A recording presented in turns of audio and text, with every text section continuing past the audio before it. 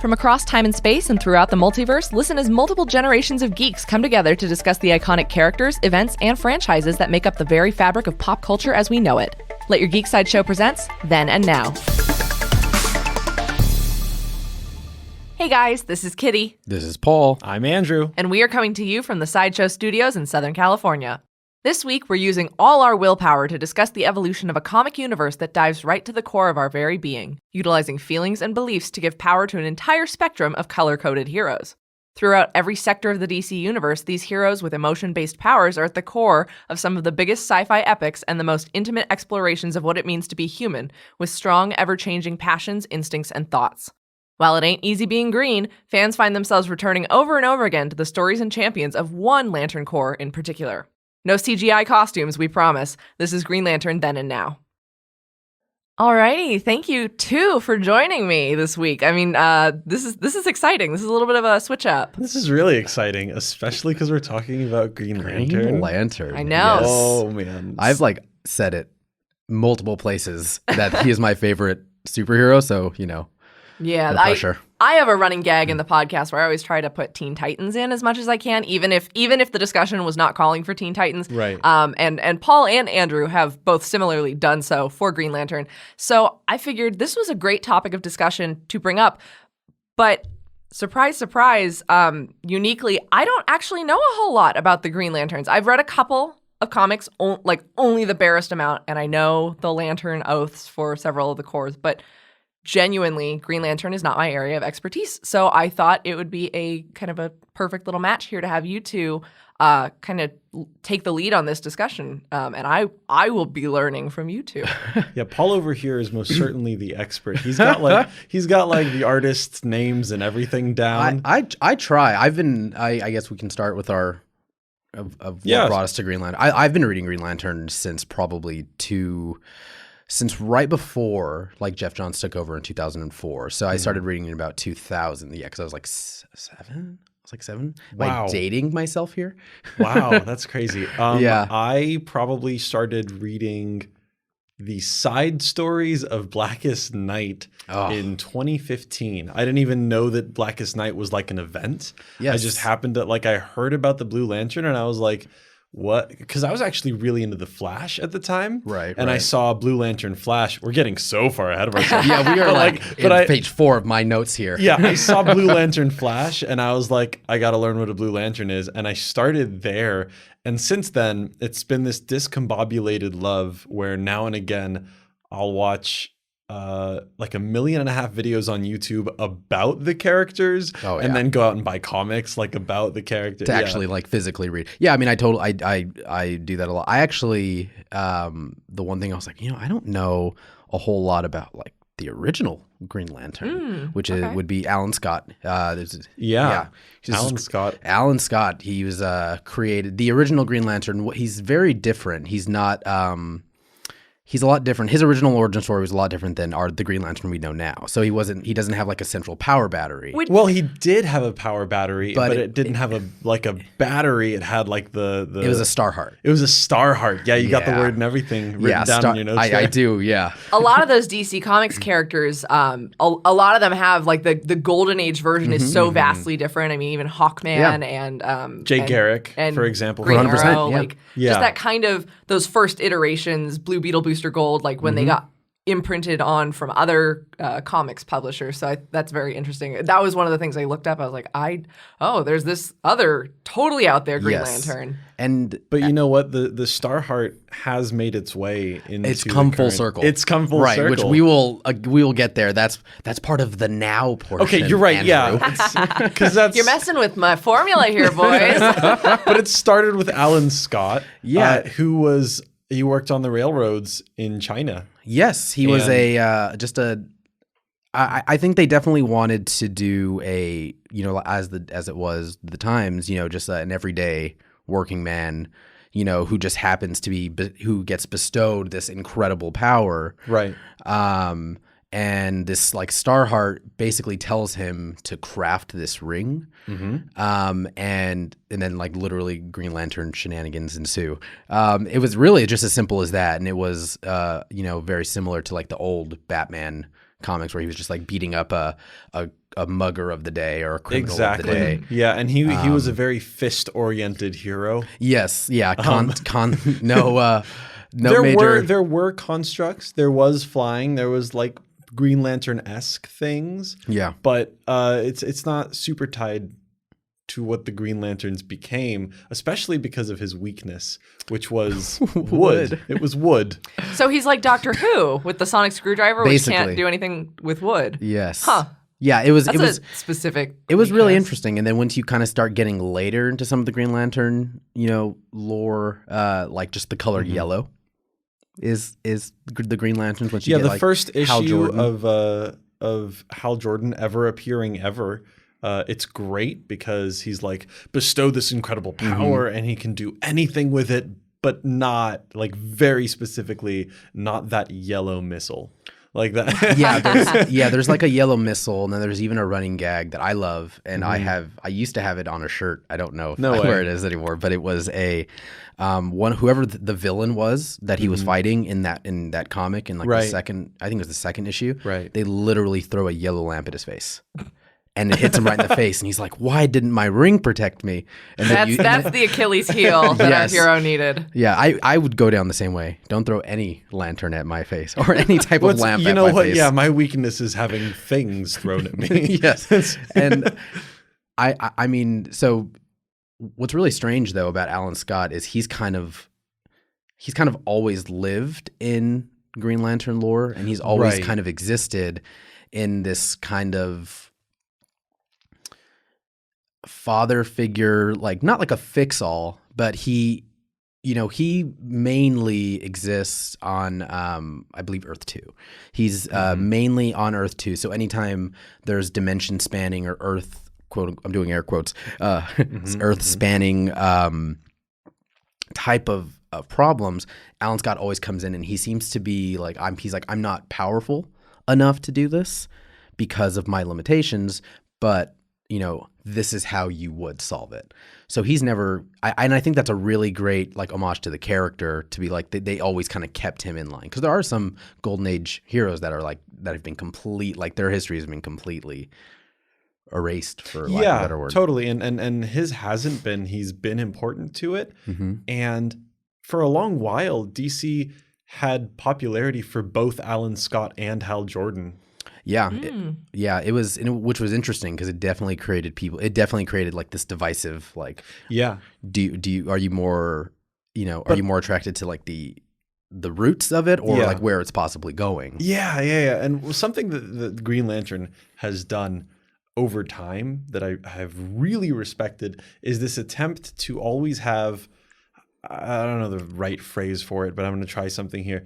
A theory of everything, basically like all-encompassing forces and powers. And they really try to stay consistent within just the Green Lantern comics, because even though the weakness was yellow, like just anything that was the color yellow, it evolved eventually and became... Sorry, go ahead. No, I mean, it had to, like, no, like you were, like, that's a great point. Like we were talking about before the show, where they were, there's an issue like very early on back in, I think it was Hal Jordan. So back in like 1959 or 1960, where he can't stop a taxi cab from crashing, but he manipulates the wheels. Oh. Because the taxi's yellow. Yes. Got it. Careful, the yellow ones don't stop. And, but he's like, oh, black wheels, got it. Easy. Yes. And so that one's always been, and he actually, if my memory serves me, he actually creates like Hal Jordan does, a construct of kind of like a mechanic shop of, when your car's getting worked on, and he creates that type of construct, and that is kind of like the ratchet that lifts the car. Yeah, like the ramp or whatever it sits on. And the reason, to me, like that kind of stuff is always important is the constructs, which we'll get into. There's multiple Green Lanterns, that are very, very important to a lot of people, including myself, including Andrew. And but it's just like these constructs change with every single person. I love when you have some of the more alien Green Lanterns, and they create these incredible, weird constructs that we're like, I don't know what that is, and they're like, oh, it's a, it's a doohickey. Like we use it Yeah. on my planet all the time. You don't know about the good old smorgasbord fuger? Like, it's- Exactly. Yeah, we've got 2. yeah, at home. you don't know about these. Crazy. But why are we holding back? Why don't we talk about the Green Lanterns? No reason to wait until I know that it's just it's exciting. So you like Yeah, feel I like love you it. can't pour it all out. Just go for it. I mean, Exact- I'm here to learn, and I had no idea about the color barrier. I mean, I have the understanding of the color spectrum of the Lantern Corps, and I know because I've been at least following the ripple effect from DC Rebirth that they've introduced a few more colors to the spectrum, including ultraviolet, which is the unseen light. Right. The internet, I found as I was researching that, the internet was like, we're pretty sure their emotion is shame. And I was like, okay, I feel that. But like, they're not quite sure what the conclusive. Yeah. And then to that end is there or could there be infrared lanterns? I don't think it's impossible. I just don't think they have it now. Okay. I could Call me DC. yeah. I don't know anything about your Green Lantern mythos, but Hired. I'm ready to make a mark. I could see like the Red Lanterns making a comeback in the current DC universe by way of I don't think infrared. they need to make a comeback. They're still still relevant, but I don't think Yeah. they have they need their own series again. Like Peter Mulligan did There's a a Green whole Lantern, series. a Red Lantern Yeah. series, and that was phenomenal. But now I do think that we're getting ahead of ourselves. Way I think ahead we of need- ourselves, I yes. think we need to go back to just introducing a few different Green Lanterns because we've only talked about Alan Scott and a little bit about Hal Jordan. Yes. So, Hal Jordan, you want to tell us about him since he's your guy? Yeah, He's the Lantern now. Correct me if I'm wrong. He's the Lantern when most people nowadays say Green Lantern. It's Hal Jordan. I would Yeah. say Assuming 70%. Yeah. Ooh, I would say more than 70%. See, I'd say 70% no, you're right. go Hal Jordan, and then 30% would probably go John Stewart, who's in the Justice League cartoon. You're right. Oh, okay, very Yeah. true. Those cartoons were extremely formative for a lot of. Yeah, so I know Yeah. quite a DC few viewers. people who identify like he's the great. But anyways, tell us about Yes. Hal Jordan first. Yes, Hal Jordan is probably me and Andrew bicker about this, but he's my favorite Green Lantern. Right. I just kind of like his. To me, honestly, I love his arrogance. Right. In a way. But I love it because it constantly, he constantly gets hit in the mouth and is just always arrogant, and he's always he never he has a great line where he says I never let anyone know I'm scared, because then it's like, then what's the purpose of me? He's like, if I don't have the willpower to just keep going and have this Lantern Corps on my back, then what's my purpose here? And he really pours all of himself into this willpower. Yes. He literally holds back his other emotions in some storylines. He was approached by, and again, this is super far ahead, the entity of blue light, the entity of hope. And it was like, hey, you've got a whole lot of hope in you, but you're literally not letting yourself feel it. Yeah. And he's like, nope, willpower. That's it. That's me. That's me, and that's it. Yeah, and Hal Jordan's had to me, he's had one of the better arcs of all of the Green Lanterns. I mean, he's gone from, literally New Kid on the Block, 1959 when he was created, and he kind of, he gave DC Comics at the time, that was their resurgence, and they're like, we need to take advantage of the big sci-fi culture right now that just appears to be hidden. And so they introduced Hal Jordan, and he's been the villain. I mean, I skipped about 30 years of comics. Let's get there. Let's just do it. He, one of the most infamous stories is that he's from Coast City. He's from Coast City, which gets, which gets, it gets nuked. destroyed. Yeah, it gets completely nuked, Anti-Monitor and everything, destroying it. It was Mongol and the Anti-Monitor decided to destroy Coast City, almost as a way. Well, one, it was kind of collateral damage because they were, Earth is Earth, and Earth is always going to get, bothered. But Earth is the center of everything, which is Yes. fun. It's a lot of Green Lantern villains are like, you think the Earth is the center of everything, but then in the Jeff Johns series, it's confirmed that the Earth is the center of everything. almost literally. Yeah. Yeah. I mean, Take that, Copernicus. Yeah, it's like, well, yeah. So and there's so it gets destroyed. Yeah, and so it gets destroyed, and Hal Jordan he's literally trying to reconstruct all of Coast City by sheer willpower with his ring, and he can't. He just literally just the ring just does like he's literally tearing himself apart. So he's literally doing dying. it. He's willpowering with such intricate detail, bringing back every child, every person, his family, and everything.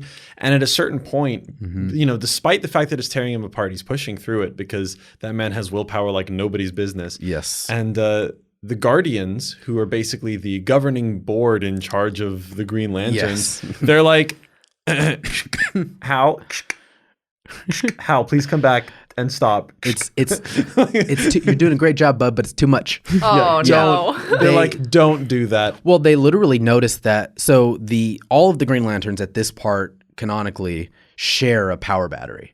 All of the Green Lanterns, mind you, there's 7,200 of them. And between them, they're partnered, and they patrol 3,600 sectors, and roughly in like a sector is one solar system. So like Earth and like our galaxy and Krypton is all in sector 2814. That's where like a majority of the really the GL canon stuff takes place, is in sector 2814, because that's where all of the Earth Green Lanterns come from. And so that's another big reason why it's like Green Lantern's one of my favorite characters, and all of these Green Lanterns are they're so intricate because there's 3,600 sectors. Just to wrap your head around. So that's how you end up with the Green Lantern who's like a space squirrel. Right? Yes, exactly. and to think like they are the most willful of their clan, you know, of their entire race. And then and well, I got way ahead of myself, but yeah, in that story, basically, the Guardians who created the Green Lanterns reprimand Hal Jordan for draining the power battery, just himself, and he loses it. Yeah, that's a good way to put it. He gets so angry that he's like, "Oh, you're not going to let me, but I'm going to do it anyways." So he goes. Exactly. And he takes on the name at the time. In the story, it's just the name Parallax, right? That's takes on what he the calls name himself, of Parallax and starts killing every single Green Lantern. He's like, we don't have to share power. You're right. Yep. Like, he's like, you don't want to share power? Neither do I. Great idea. What a coincidence. That was probably the wrong lesson to take away from that. So he kills all the Green Lanterns and he kills all of the Guardians. Yeah, he kills all the Guardians except one. And then he is evil Parallax for quite some time. And yeah, he's a real bad guy. He's a real bad guy. He's a pretty bad guy. He Yeah. does save the world later. He does end up saving the world, and so at the time he basically is imbued with like all of the Green Lantern energy, all of it. And we learn in a bit that it's a lot more than the Green Lantern energy. Yeah, too. so it's a lot more than that. And then he basically sacrifices himself, and in comic book science turns himself into like a sun. Okay. And that particular, do. As casual one day. does. Yeah, that's a real But not glow. a yellow sun, No, right? no. That's To a real clarify, glow that's up. actually not even. There is a Green Lantern who pretty much turned himself into a yellow sun. He's basically what would happen if Superman became a Green Lantern, but they didn't want to use Superman, so they got Daxamite. Oh, okay. Yeah. The Kryptonian cousin. Yes. Yeah, they got Interesting. Daxamite, and I cannot remember his name right now, but I'll look it up later, and I'll know. None of you will. Unless you're Googling as you're listening to your podcast, Yes. which do which it. case you're living in the future and we are stuck in the past. Yeah, please Yes. comment and let us know the name of this. Basically, please let us know. Superman Green Lantern. Nice. And he does make himself a yellow sun in order to power his people. That's Yeah. cool. Yeah. Yeah, it's pretty interesting. There's a lot of room with having 3,600 sectors and 7,200 Green Lanterns. There's a lot of room for. I wouldn't say necessarily writing yourself out of a corner, but there is a lot of room for writing yourself out of a corner. There's a lot of interesting stories, and I think there's too many to get into. So we gotta. Yeah, pick there's our favorites. a whole lot. Like I have like a list of notes. I'm like, there's no way we're gonna get to all this. Yeah, and Why don't we? Oh, I'm sorry. Oh no, it's all good. I think with you mentioned the diversity of how many sectors there are, and you can just kind of write around that. But also because Earth and its sector are kind of the focus of everything, there's been such an incredible diversity of the human experience that comes out of the Green Lanterns. The one part of Green Lantern lore that I know is I hopped on at DC Rebirth because I really liked Sam Humphries' writing, and he left Marvel. He did an amazing series called Weird World, which was like the coolest. But his debut property at DC was Green Lanterns, and I was like, all right, I'm gonna do it. And it was Green Lanterns plural because it was Simon Baz and Jessica Cruz paired together.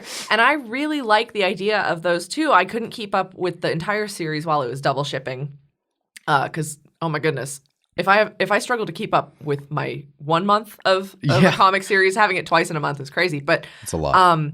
I really liked that because Simon Baz is the Green Lantern who carries a gun. He's got a ring that can make all these fantastic constructs, but he carries a gun. Yeah. And then we've got Jessica Cruz, who calls herself the Anxiety Lantern, I really love so good. that she's the first female Green Lantern from Earth, which is like wow. But I think she's only the 6th Green Lantern from Earth overall.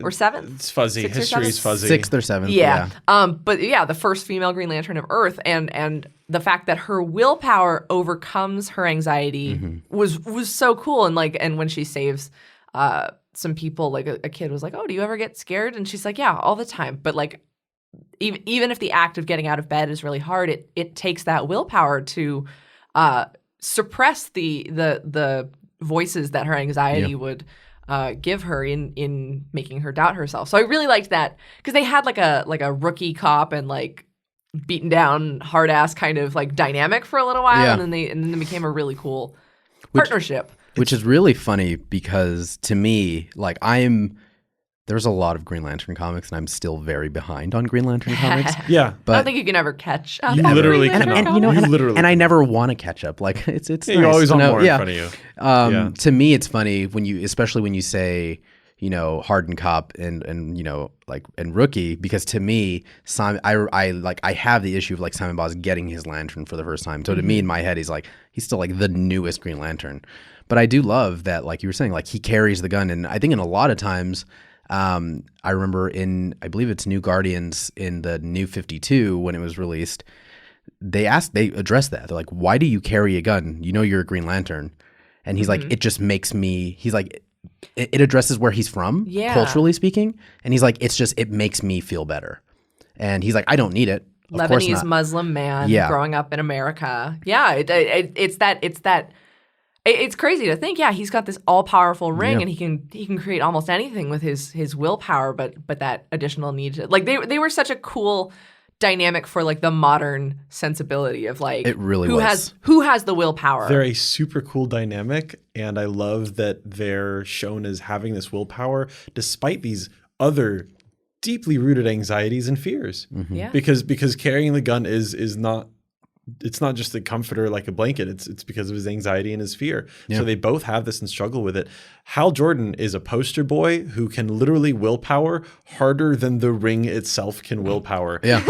He's literally overcome the barriers of a ring. Like they were originally made where you couldn't kill anybody. Yeah. And he's just, no, I'll do that too. Oh my goodness. When he went villainous or when he's had to for the safety of the universe or whatever. John Stewart too has such an incredible willpower. He's created a solar system before. He's literally like he's and then the ring said, I cannot do this, bye. Like peacing out. Like it wasn't even out of battery. It was just like, nah, it's too much, bye. These characters have so much willpower that they can outdo the very ring that they are able to use, that they're gifted the opportunity to use. And then we have Simon Baz and Jessica, and they're learning in a way that we've never seen before. And they have these emotions. They're no longer these poster boys. They're, I don't know. I love the new versions. I love all of them, but I love them both specifically because I remember reading New Guardians when it's them too, and they're both just like, they get a message over the ring, because the ring, it's can do anything. comic book science. And so it says Jessica Cruz and Simon Baz of 2814.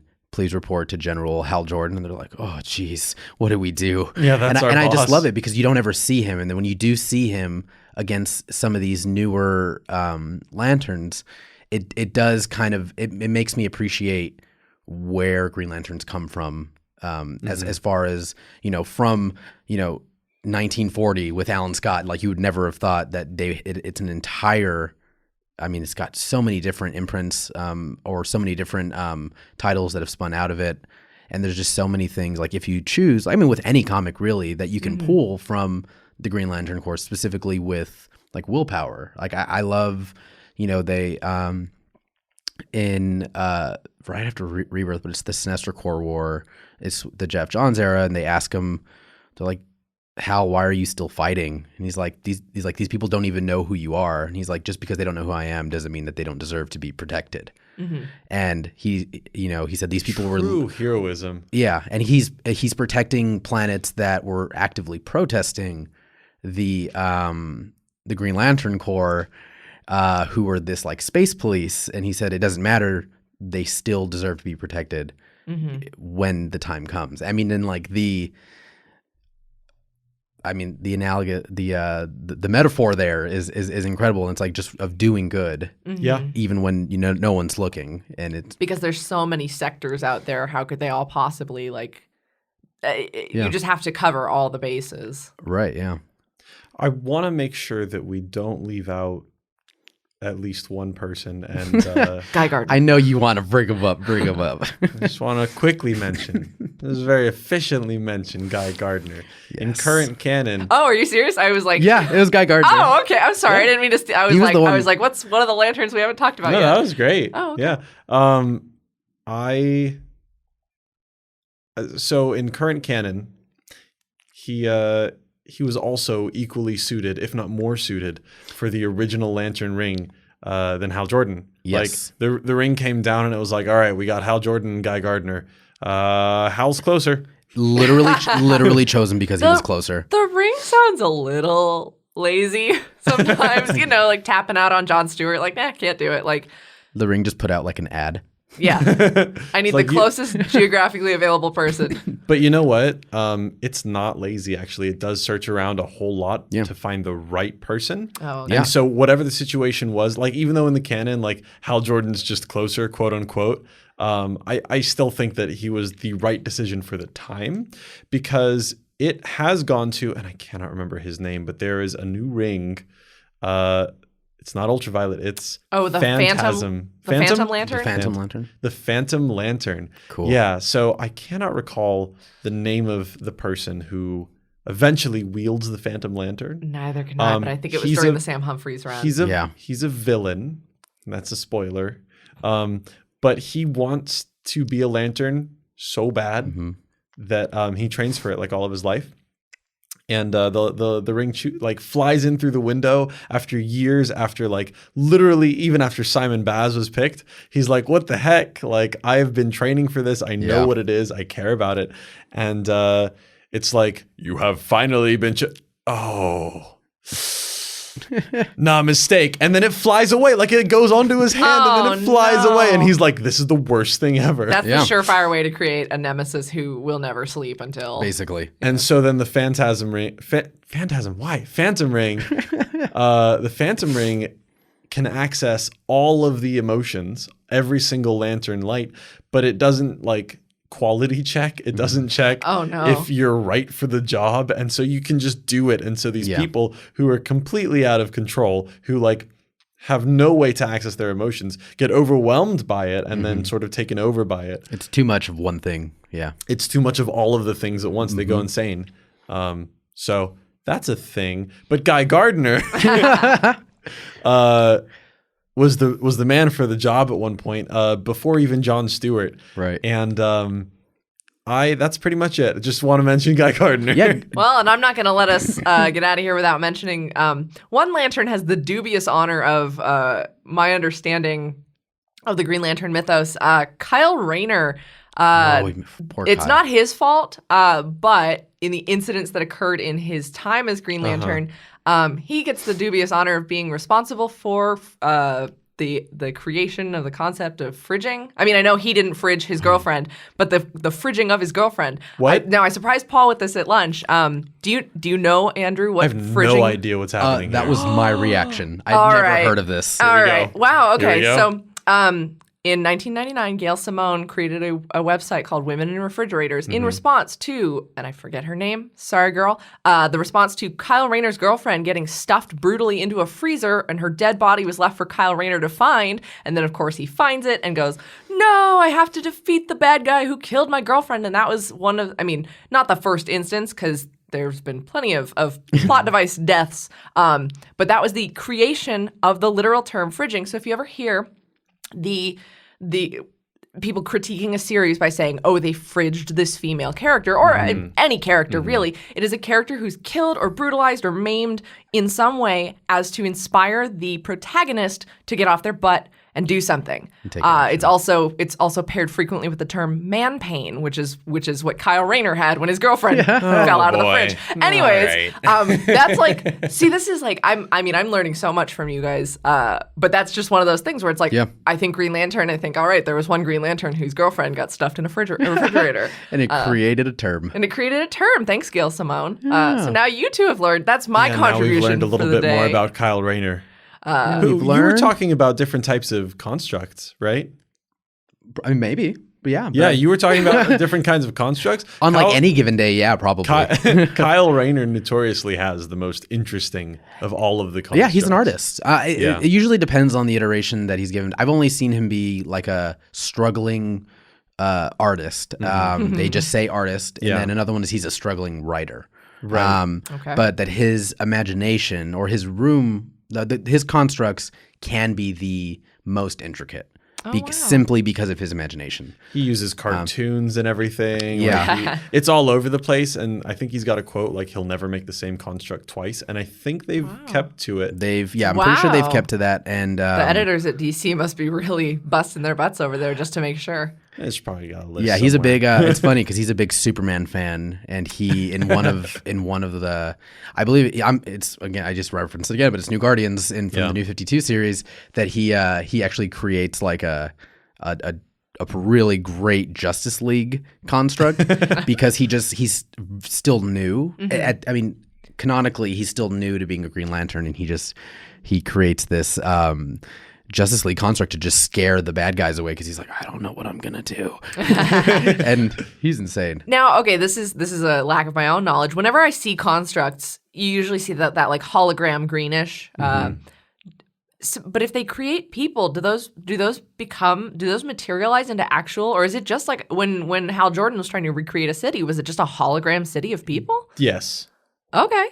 Yeah, they're oh man, I can only think of the Marvel term hard light, but I think hard light is just a general sci-fi concept. Okay. Well, they all use right. hard light. They call it hard light in all right. in the GL universe for sure. Yeah, they're just hard light constructs pretty much. Okay. So they are all green, but it's not just constructs that Green Lanterns can do. I mean, Simon Baz notoriously like cured somebody of an impossible disease just using his willpower alone.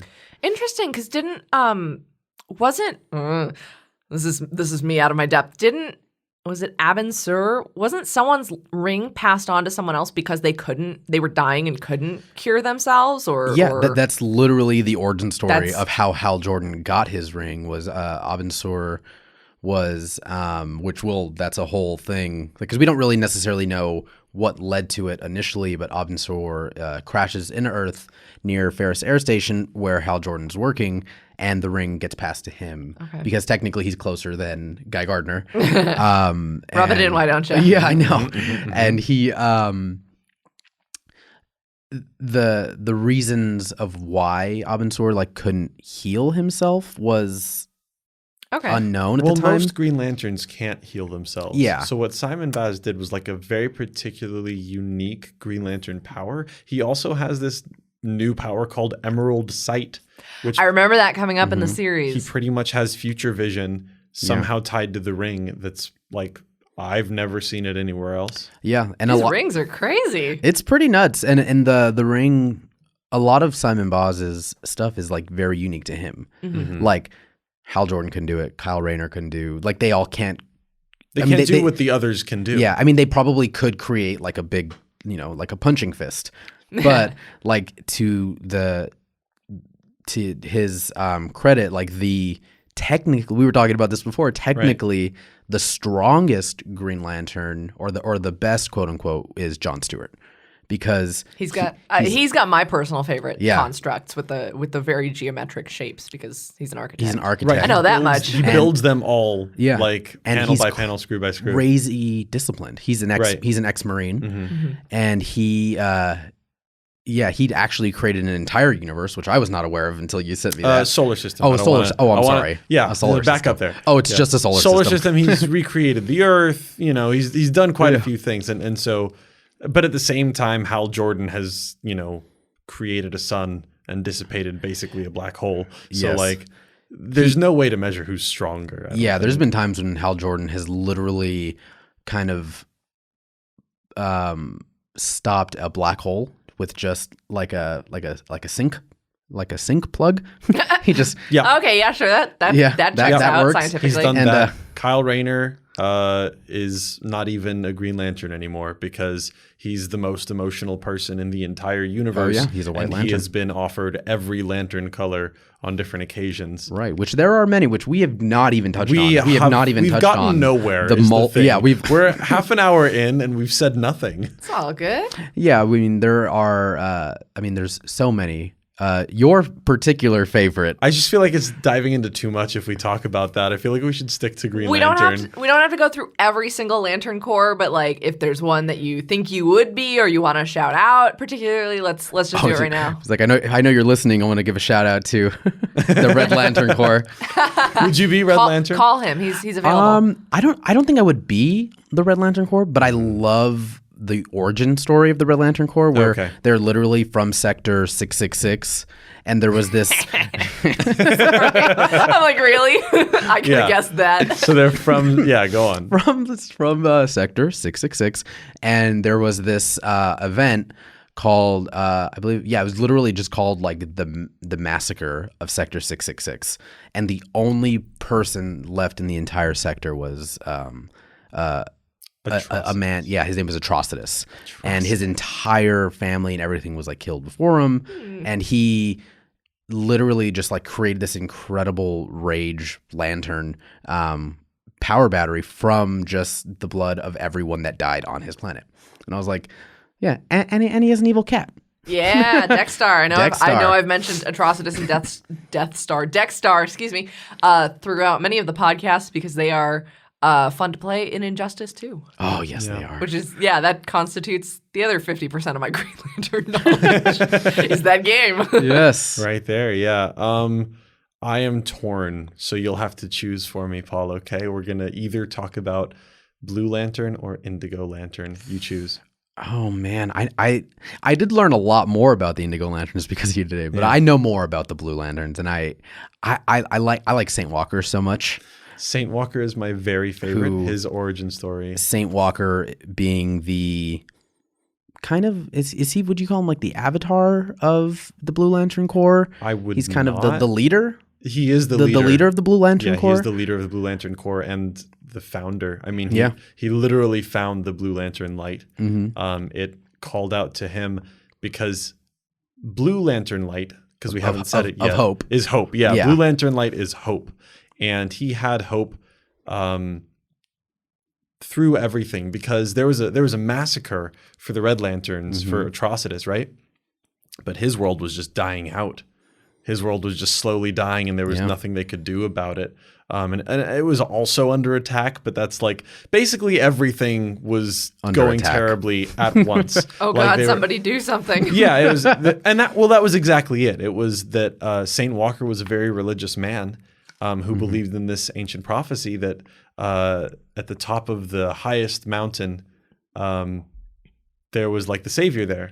And so he took his family, who were basically some of the last living people on his planet, and walked to the top. And along the way, he lost literally every person in his family one by one. Yep. He gets to the top of this mountain and he's like, oh, there's no savior here. well, then I have to go do the thing. Like I have to go and solve the problem. Yeah, he gets up there and still realizes had like hope. he's the savior that he was looking for because no one else is going to do it. Exactly. Oh. And he had hope through all of it. Yep. And I love that, and I want to be that. And I do love what the writers did with that, in that the Blue Lantern Corps is at the same time the strongest Lantern Corps and the weakest Lantern Corps, because they can basically boost the ring strength or the core strength of whatever lantern they're next to, specifically the Green Lantern Corps. Like I think there's a scene where Hal Jordan has like his ring, and then Saint Walker shows up next to him, and then his ring's at like 2,000%. Yeah.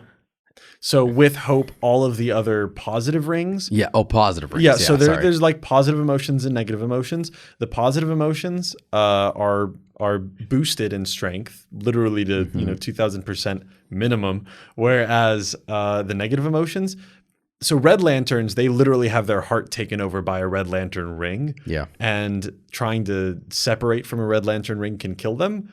Mm-hmm. But a Blue Lantern can just do that. They can just like cure a person of their rage pretty much. Like a game of Operation. Yes. Like high Literally stakes operation. High stakes operation. Blue Lantern can boy. just do that. So they're like the greatest support of all time. But then when they're around a Green Lantern too, they're even more powerful than a Green Lantern. Oh, wow. I mean, it's incredible, and I think there's so much. I mean, obviously, there was an attempt at bringing this to live action, but Yeah, and they're gonna try again. They're gonna try again, and they're gonna go for a movie. The script's gonna be done by the end of this year. And, we'll see. Well, they said that the script will be done by the end of this year, and then there's the TV show that's coming to HBO. Right. So the movie, I'm not as excited about at the moment, simply because it's like I know we've been waiting for it. It was announced in like 2013. Yeah, and it was supposed to be out in 2016. It was supposed to be featured in, or like right after Batman versus Superman, which, as we saw when it happened, didn't. No, it did. But I'm I'm excited for it. But I am more excited for the show too. I am. I think it works. I think Green Lantern works better as a series. It'd be a really cool like space cop procedural. Yeah, and it really I think May of 2021 is when it's scheduled to hopefully premiere on HBO Max. Yeah. But there's a lot of source material for it that was never followed originally with the Ryan Reynolds movie. Yeah. And but Which I mean, he's already apologized for. Thank yes. you, Deadpool. Thank you, Deadpool. And I don't know. I mean, what do you hope makes into that? What do you hope makes it into that show? Yes. Well, Speaking that's of it. hope, Mr. Blue Lantern. that's the one. I really want Blue Lantern to be really properly shown, because they have them in animated series. They have Red Lanterns in the animated series. There was the kind of CG animated Green Lantern that didn't. I think it only got like one season or something with. That one I heard was really, really good. They did a pretty good job with it, and I really do like their depiction of Saint Walker. It was lovely. I want a deeper dive, and not just into lore necessarily. The most important thing about this for me, that I think that like the Simon Vaz and Jessica Cruz storyline gets right, is the emotional struggle that comes along with having to have an emotional power, because you have to support it yourself. And so that's really hard. It's really hard to be a happy, healthy person, like just in life. And I really want to see everyone, literally everyone in the show struggle. I want to see them dive into the deepest, darkest crap in their lives, because I want to see how they pull themselves out and use their powers again. Now, one of the Lantern Corps, I've always thought I would be a Blue Lantern. I know at least what each one represents and stuff. I always thought I would be a Blue Lantern. I really like the Star Sapphires. But my favorite of the oaths is the Orange Lantern. I think it's the only Lantern Corps we haven't really mentioned yet. good old Larfleeze. Larfleeze, which is not his real name. No. I never get the amount of mines correctly. Yeah, do it. It's what's what's yours is mine, and mine is mine. Is mine is mine is mine, not yours, or something like that. Yeah, that's closer than I would have gotten. Solid. Really good. It's poetry Yeah. right there. There's like some snaps for Larfleeze, Wow, but nice.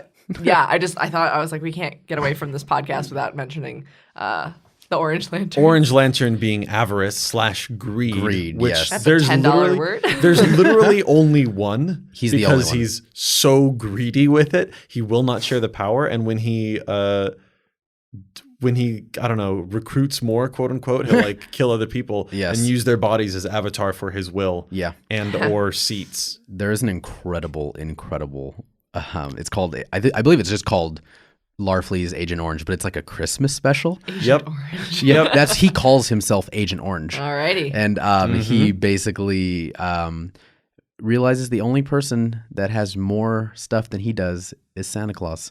And so he takes on Santa Claus.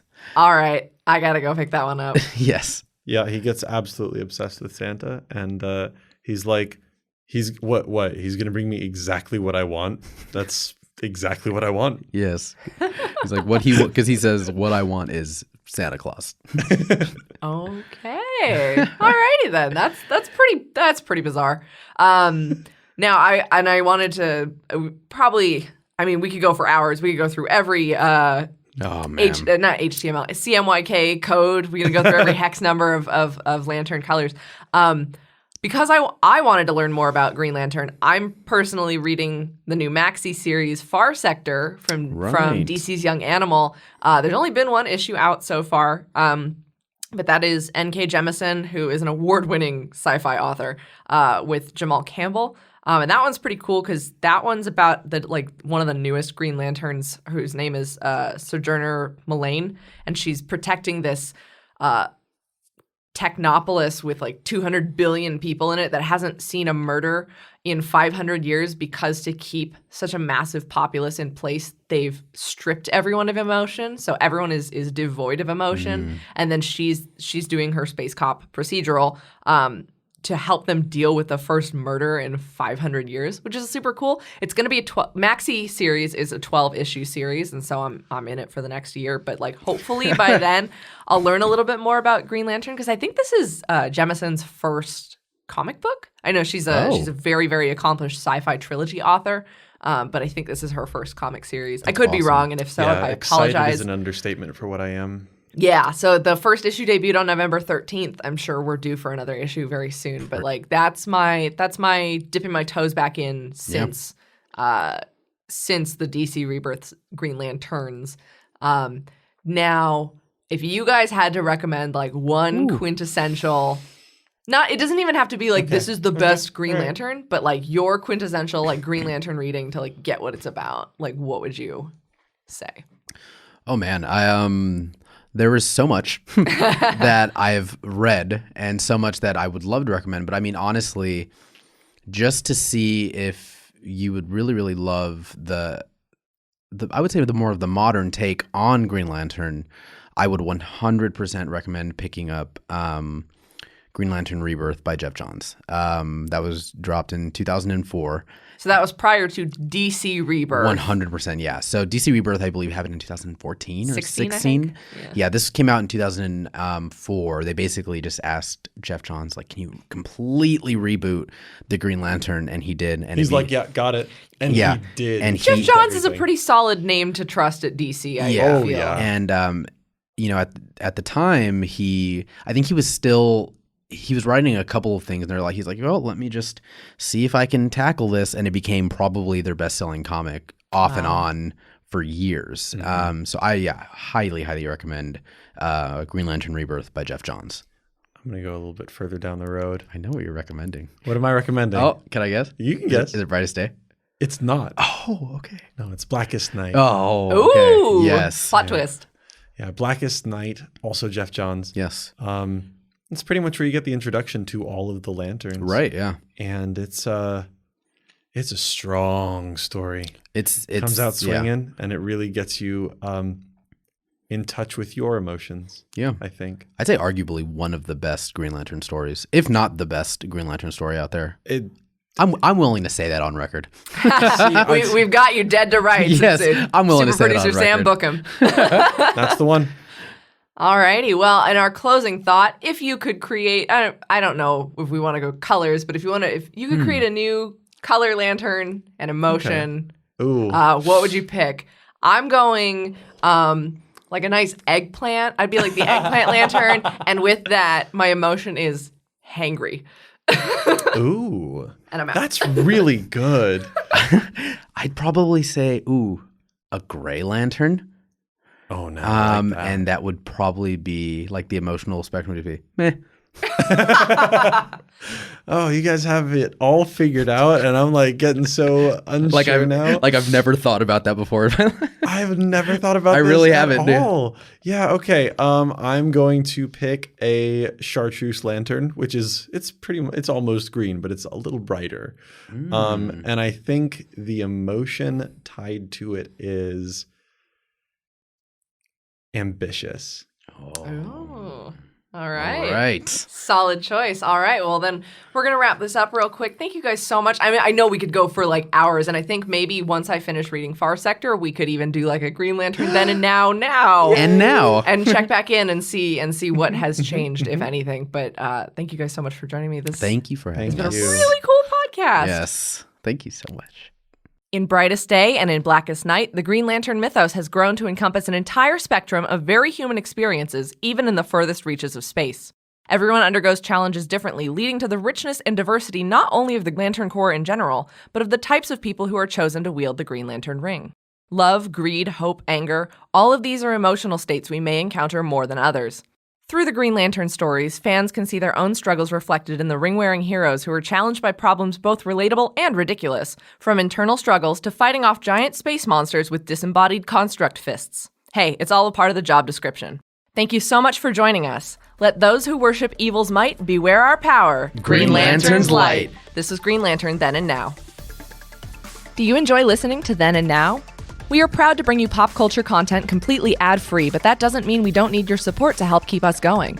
Please take a moment to leave a 5-star review on iTunes, Spotify, or your favorite podcasting platform and help spread the word about our podcast. We welcome fan feedback. Email us at podcasts@sideshow.com with your thoughts and suggestions for how we can make our shows even better. Plus, tune in for our full network of pop culture podcasts. See if your fan favorites make the cut in the Geek Culture Countdown, a bi-weekly podcast featuring pop culture top 10 lists. Hear exclusive interviews with celebrities and pop culture industry leaders as they let their Geek Side show in Look Who Showed Up. Join comedian Jeff May and his special guests as they discuss anything and everything in Sideshow's Sideshow. Then get all the latest pop culture news with our daily briefing, a 2-minute breakdown of the biggest geek headlines perfect for your Alexa or Google News briefings. We wouldn't exist without your continued support. Thank you for listening, and don't forget to let your geek side show.